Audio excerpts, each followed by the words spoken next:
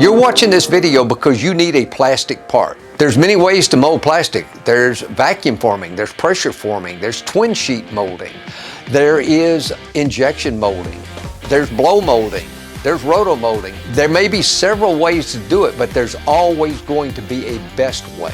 Hi, this is David at C&K Thermoforming. I'm going to be sending you a series of videos showing you about the thermoforming process. I want to show you how this process is done. This is all a scientific approach, and we use computer-aided machines.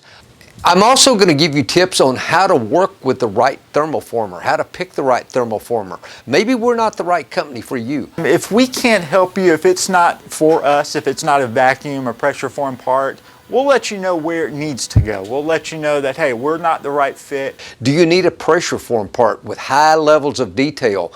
Maybe you thought that you should injection mold the part, but you really don't have enough volume. I can show you how to make a pressure form part that will look just like that injection molded part.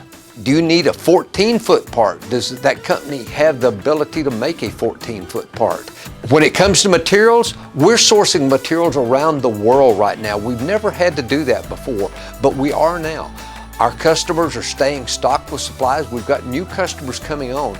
We have materials. If you need polycarbonate, if you need ABS, if you need NSF, if you're doing food service products, we've got those materials.